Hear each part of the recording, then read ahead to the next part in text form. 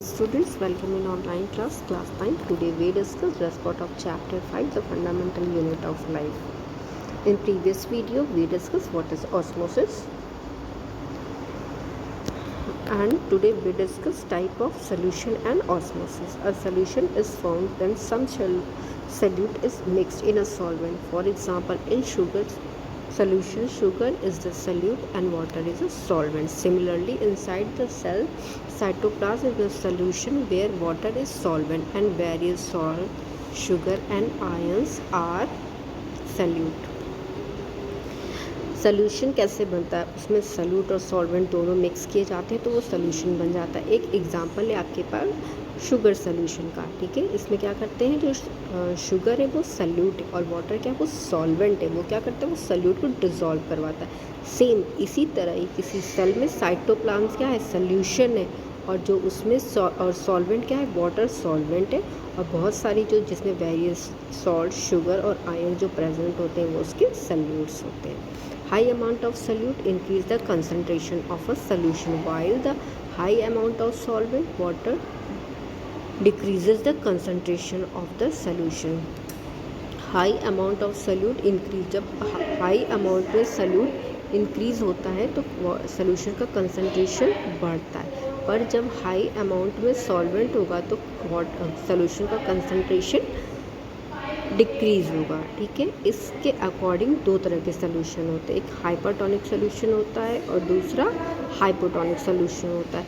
ऐसा सोल्यूशन जिसका concentration high होगा वो कहलाएगा हाइपरटोनिक. ठीक है, मोर कंसंट्रेशन उस पर हाइपरटोनिक. और ऐसा सोल्यूशन जिसका लेस कंसंट्रेशन होगा वो आपका हाइपोटोनिक सोल्यूशन कहलाएगा. When two solution have similar concentration, जब दो सोल्यूशन का कंसंट्रेशन सिमिलर होगा तो वो क्या कहलाएंगे, आइसोटोनिक सोल्यूशन कहलाएंगे. Okay. Osmosis can also be defined as the movement of water particles from a hypotonic solution to a hypertonic solution. Osmosis को आप डिफाइन कर सकते हो वाटर के मूवमेंट के. दैट मीन्स जो वाटर पार्टिकल्स का मूवमेंट है उससे हाइपरटोनिक सोल्यूशन इसमें कन्वर्ट हो सकता है टू हाइपोटोनिक सोल्यूशन कन्वर्ट हो सकता है हाइपोटोनिक सोल्यूशन. प्लाज्मोलिसिस क्या प्रोसेस है? इन प्लांट सेल, ये प्लांट सेल में होती है. A rigid wall is present over A rigid wall is present over the cell membrane. Such cells, when kept in a strong salt solution, elimination of water occur to osmosis. Due to this, cell shows shrinking on concentration of protoplasm away from the cell wall. That is, cell wall remains at its original places, but plasma membrane and inner content show shrinkage. This phenomena is known as plasmolysis. Plant cell में होती है plasmolysis की process. Cell wall rigid होती है, जो cell membrane over the cell membrane होती है. Such cell keep strong salt solution. ये सेल्स क्या करती हैं, स्ट्रॉन्ग सोल्यूशन को कैप्ट करती हैं, एलिमिनेट करती हैं वाटर को. दैट मीन्स वाटर को ये बाहर निकालती हैं. किस प्रोसेस से? Due to ऑस्मोलिसिस.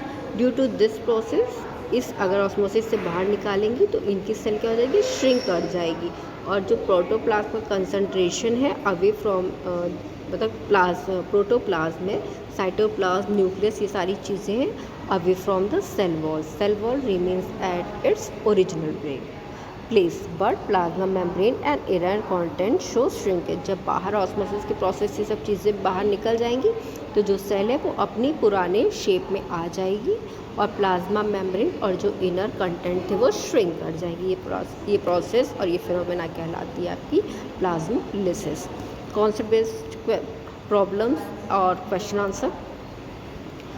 What would happen if the plasma membrane ruptures or break down? If the plasma membrane ruptures or break down, then the cell would lose its identity and the entire inner material would come out. Next question. By plasma membrane is called a selectively permeable membrane. Answer. Plasma membrane is called a selectively permeable membrane because it has not provided passage to all type of molecules. Only selected molecules can move across it. Next question. Define osmosis. Answer is Osmosis is the movement of water from a region of higher water concentration through a semi-permeable membrane to a region of a low water concentration. Next question, describe various types of solutions on the basis of their concentration. Answer, a solution which has more concentration is called hypertonic solution. The solution which has less concentration is called hypotonic solution. When two solutions have similar concentration, they are called isotonic solution. The cell will again water by osmosis, that is, water will enter the cell and cell as a result would swell up. Next question, what is diffusion? It is a movement of a substance from its higher concentration to its low value is called diffusion. What will happen if an animal cell is placed in a strong hypertonic solution? The cell will lose water by osmosis, that is, water from cell cytoplasm will come out through plasma membrane. As a result, the cell would shrink in size. Next question आप cut करिएगा. Okay, hypertonic solution question number 8 cut है, 7 cut है. 8 discuss करते हैं. Describe various method of endocytosis. This process of intake of material through plasma membrane is called endocytosis. This is of two type. If solid food is taken in, it is called phagocytosis. On the other hand, if a liquid food particle is engulfed, it is called pinacocytosis. Okay, आप 9th cut करिएगा. Question number 10 लिखिएगा. Take an egg and keep it in a beaker containing dilute HCl. This dissolve the cell of the egg. Now put this egg carefully in another beaker contain water. Observe after 5 minutes. Answer, the egg becomes enlarged in size due to entry of water and this is called endoosmosis. Okay, nucleus discuss कर लेते हैं. What is nucleus is the most important and principal cell organelle. Nucleus क्या है? एक बहुत important और principal cell organelle है. ये कहाँ पाया जाता है? यूकैरियोट्स में पाया जाता है. प्रोकैरियोट्स में ये कम्प्लीटली एब्सेंट होता है. ओके, न्यूक्लियस क्या करता है? किस लिए इम्पॉर्टेंट है? क्योंकि ये कंट्रोल करता है हमारी मेटाबॉलिक एक्टिविटीज़ को. दैट मीन्स सेल की मेटाबॉलिक एक्टिविटीज़ को परफॉर्म करता है. Master controller of the activities of the cell. ये मास्टर कंट्रोलर है सेल की एक्टिविटीज़ का. Furthermore, it is the center of all cellular and genetic information as it contains genetic material, that is DNA. और ये contain करता है genetic material जो कि है DNA.